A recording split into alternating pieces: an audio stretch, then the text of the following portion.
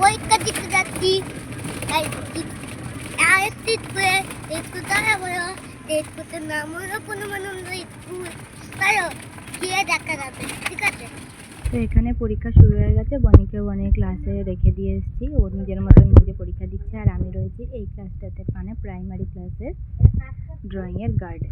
তো এখানে দেখো স্টুডেন্টগুলো সুন্দর সুন্দর আঁকছে, এক একজন এক এক রকম করে ড্রয়িংগুলো করছে। তোমাদেরকে কিছু কিছু দেখাচ্ছি, দেখো বেশ ভালো লাগছিলো বাচ্চাদের ড্রয়িংগুলো।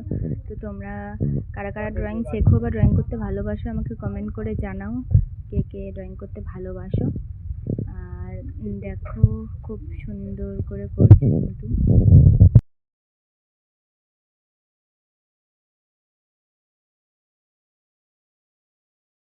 আর এখানে যার যেমন বয়স সে সেরকম বয়স অনুযায়ী ড্রয়িং কিন্তু করছিল।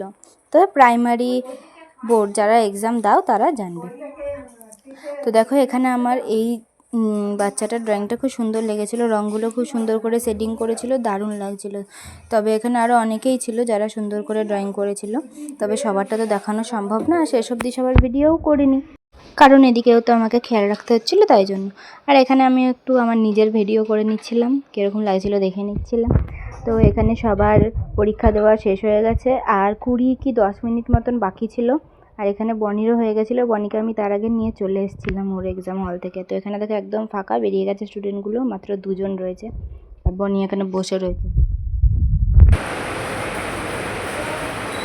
হাই করে দে, আমাদের পরীক্ষা দেওয়া হয়ে গেছে।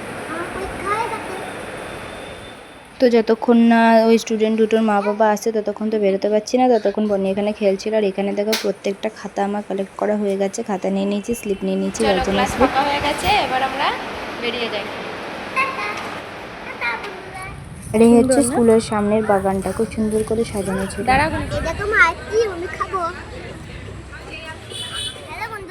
ওয়েট করছি পাপার জন্য, পাপা আজকে আমরা গর্ত হয়ে যাবো, পাপারটা একটা প্র্যাঙ্ক করবো।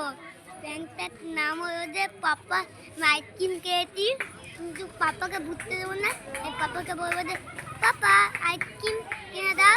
তারপরে যখন আইসক্রিমটা খাওয়া হয়ে যাবে তারপরে বলবো যে আমি তো আইসক্রিম খেয়েছি আমাকে, তবে পাপা পাগল হয়ে যাবে।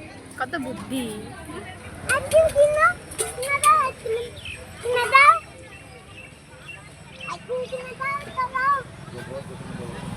অন্য দোকানে দেবে, আইসক্রিম কিনেই ছেড়েছে।